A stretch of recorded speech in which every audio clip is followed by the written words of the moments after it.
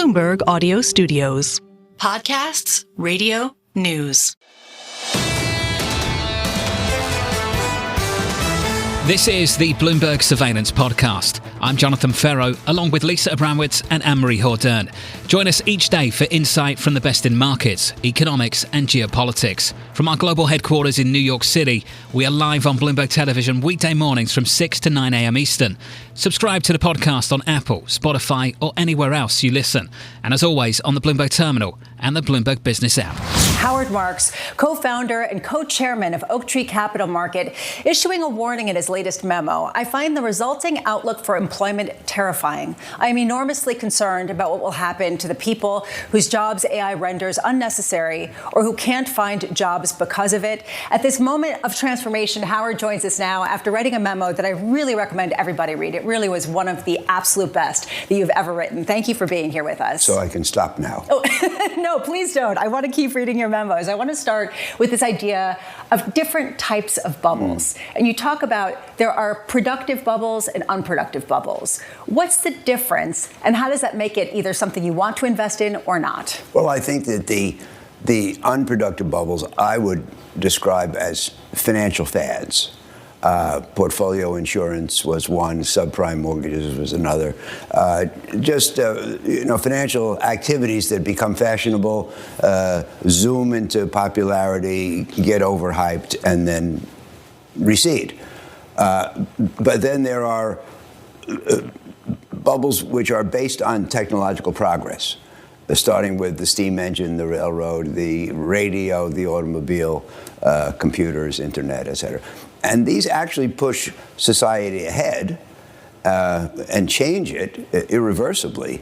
But in the process, there's a bubble surrounding their implementation, which is overly accelerated and overly financed and goes to excess and end up destroying a lot of capital, but leaves society greatly changed. And I'm sure that AI is in the latter category in terms of effect on society. And the question is, will the implementation prove to have been excessive in scope and in the way it's financed? Just because something is excessive doesn't mean that you can't invest in it. No, but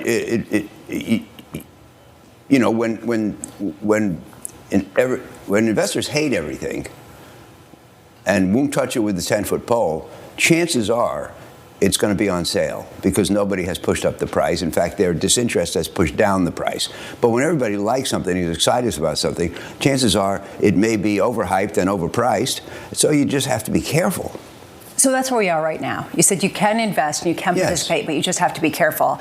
What does being careful look like? Does it mean focusing more on debt versus equities, more on equities versus debt, more on small companies versus big ones? What does that look like? Well,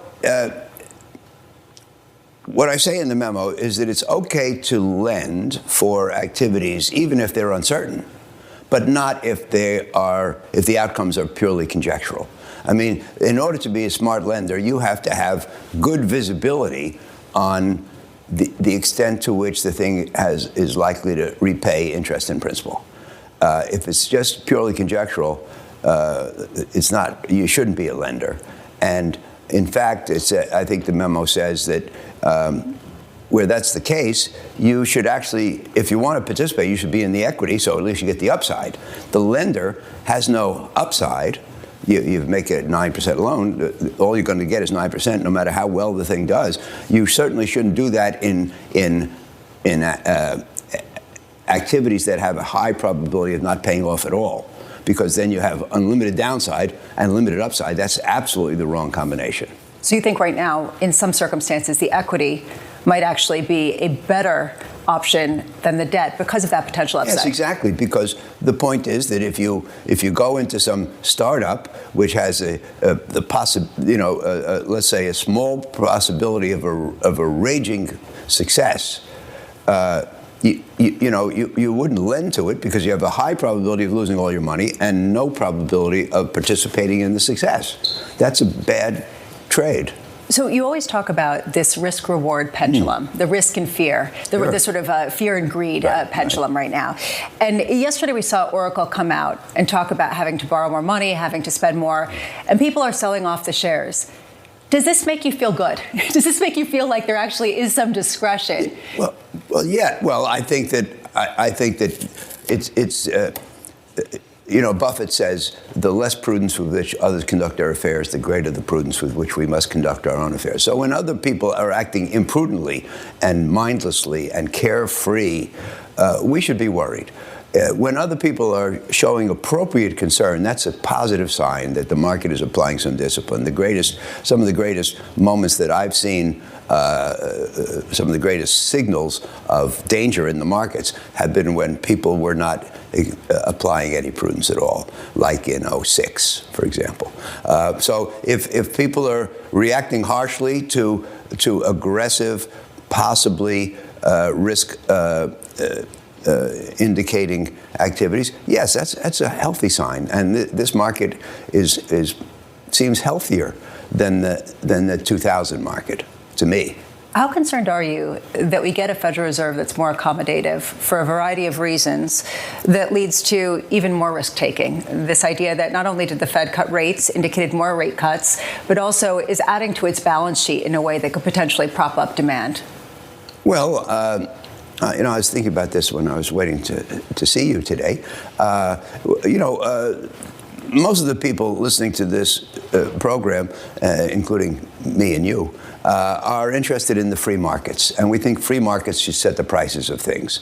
And the Fed manipulations are a form of price controls. They control the price of money, and if the Fed puts money artificially cheap, then it induces behavior like risk-taking. It forces people into riskier activities because the returns on safe activities are so low. It tends to reinforce the view that there's a Fed put, that if there's a problem, the Fed will solve it, and that contributes to risky behavior. These are all bad things.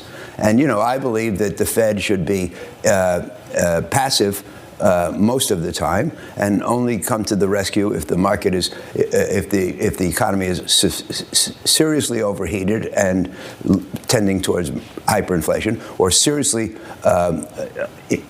underactive and not creating jobs. I don't think that's the case right now. I don't think there's and you can see in the divided Open Market Committee that there's a difference of opinion. So I don't think that action on the part of the Fed is compelling right now.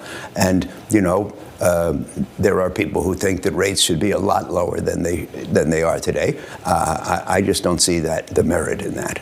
Right now, going forward, I remember back in 2015, 2016, 2017, when rates were incredibly low, you were saying people just need to lower their expectations for returns. Right. Because ultimately, you have to look at the risk-free rate, and you don't want to reach too much at a time where people are greedy. Right. Where are we right now in terms of what types of returns people ought to expect based on the current income rates?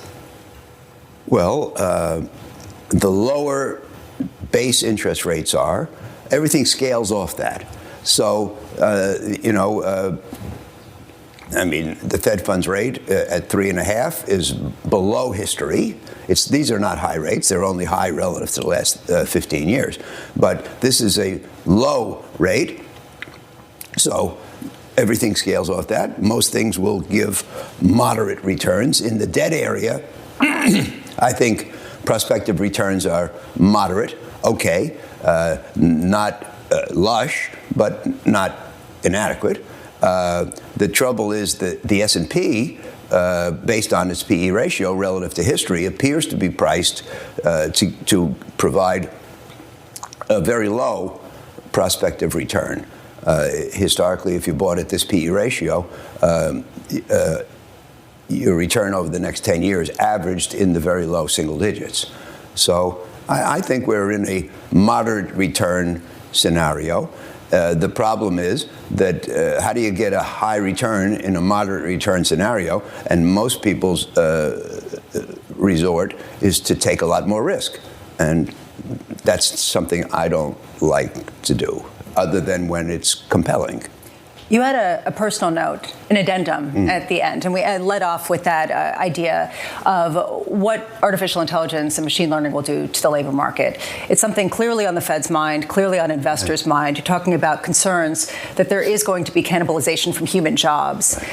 How do you see this playing out? How are you kind of grappling with this when you look at investments, when you look at fiscal deficit, when you look at the backdrop for the financial system? Well, look, Lisa, here I'm not talking about investing or economics. I'm talking about society.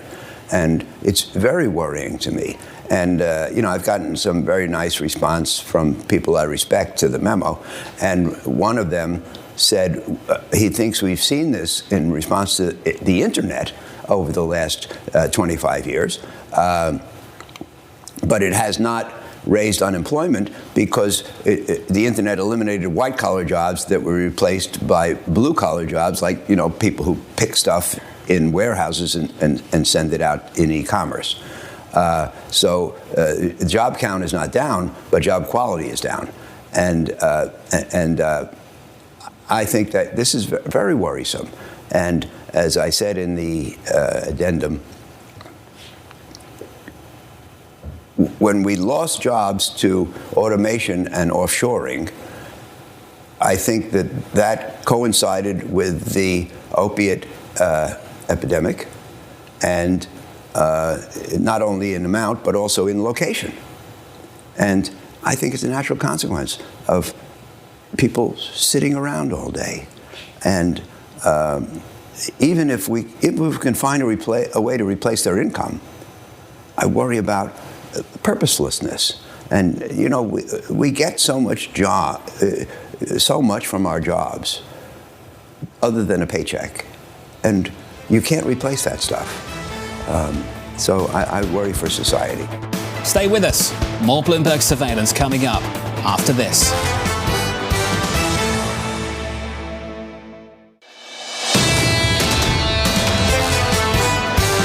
Joining us now for more, Libby, thank you so much for being here. Why not just give the role to Kevin Hassett at this point?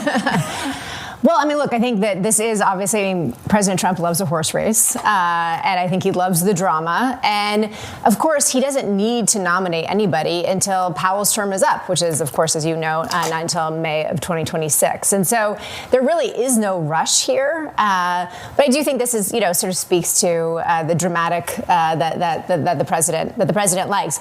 I do, kind of a broader issue, though, is sort of these rumors that there has been kind of pushback on Hassett. I think it does show that even though the market has been pretty sanguine about Fed independence, that there may be some concerns, and that when you have somebody from the White House that then rotates to the Fed, that there could be some politicization of the institution. Libby, you hear from the president saying that what he cares about, somebody honest about interest rates. There's more to it than that, of course, and I think that there was a narrative for a while that this was going to be a reformer. And I think Kevin Warsh represents that. He's somebody who's talked a lot about the way the Fed is structured and what could change. Do other candidates share those same inclinations? How much does the president prize that? I should say we heard from the Treasury Secretary. He's interested in reforming the way the whole system is set up, who can be regional presidents and the like. How big an issue is that, do you think, for the president as he goes through this surge? Yeah, maybe not for the president himself, but I do think for this administration, and I think for many folks on the Hill as well. This has been a long time in coming. Obviously, Congress has tried to pass legislation to reform the Fed that requires 60 votes, so they haven't been able to get kind of bipartisan support. But I do think we could see some reforms. But I do, it's important to contextualize what the reforms could be and what is possible.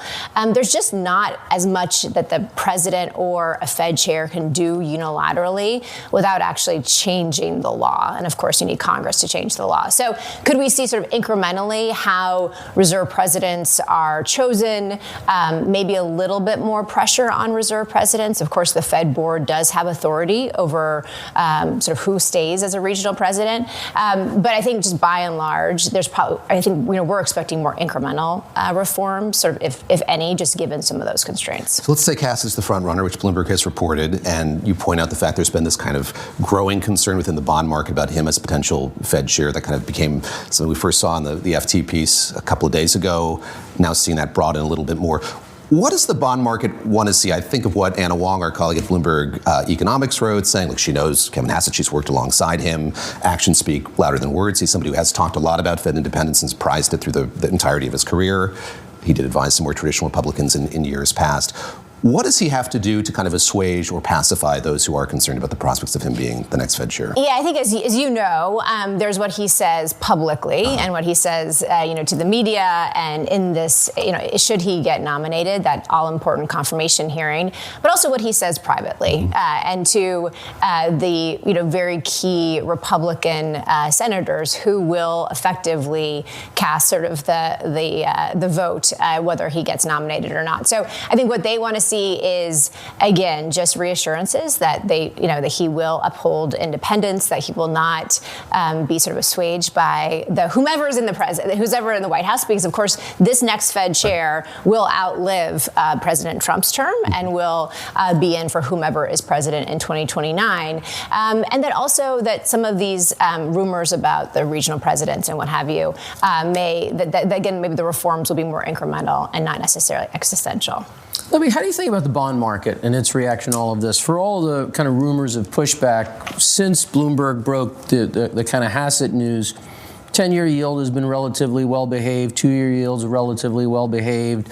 I think, the WIRP is still pricing in kind of a 3% terminal rate. It seems like the bond market is taking the kind of measure of Hassett and saying it's not a really significant shift in policy, and bond market seems relatively comfortable. How do you react to that? Yeah, I think to what I just said earlier. I do think the bond market has been relatively sanguine about this, just about in general this fear about Fed independence, and I think that maybe underscores two things. One is that oftentimes the market doesn't believe anything until they actually see it, and so they're not going to necessarily just trade on speculation or on rumor. And of course, we don't even have a Fed chair nominee yet. It's all just been kind of this, of course, the drama. But I also think the number two is that the market understands some of these guardrails that are in place, and that while the chair, of course, is very important, the chair is not kind of almighty in terms of changing monetary policy, and that, of course, it is the majority of, as you know, the FOMC, 12 members, not just the 7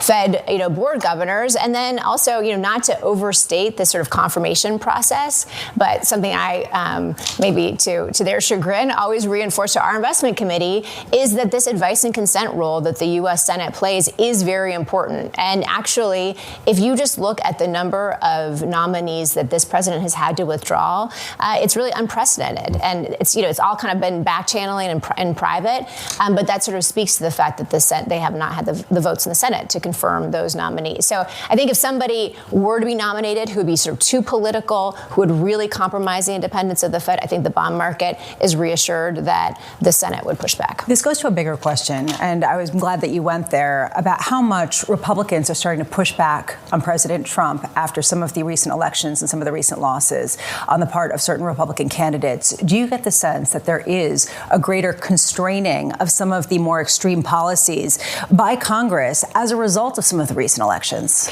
I do. I think the political runway for this president is absolutely shortening. But I would also say that this is very consistent with history. If you look at Biden's administration, the Democrats, of course, had both the House and the Senate in his first 2 years. And they basically allowed Biden to do whatever he kind of wanted to do, right, to really advance his policy agenda that first year. However, as you got closer to the midterms, as you had some of these sort of off-cycle elections, the Democrats really did start pushing back on President Biden. I think that's the corollary here, the kind of the parallel, is that, Republicans have been pushing back on the president sort of privately, but I think we expected them to do that more, more publicly. But again, this is not necessarily President Trump specific. This is kind of just the political cycle in Washington. Stay with us. More Bloomberg surveillance coming up after this.